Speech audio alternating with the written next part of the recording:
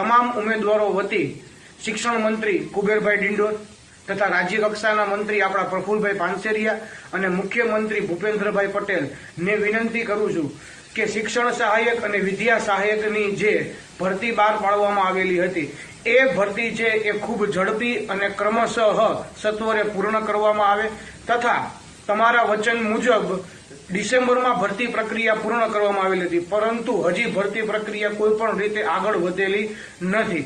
ઉપરાંત શિક્ષણ સહાયક અને વિદ્યા સહાયકની જગ્યામાં વધારો કરવામાં આવે એવી પણ ટેટ પાસ ઉમેદવાર વતી હું બે હાથ જોડીને વિનંતી કરું છું. 2023 અને 2024 365 વત્તા 365 કુલ 730 દિવસ પૂર્ણ થઈ ચૂક્યા છે.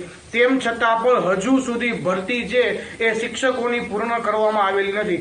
આટલો બધો વિલંબ શા કારણે એ જ હજુ સુધી અમારા તમામ ઉમેદવારોને સમજાયું નથી.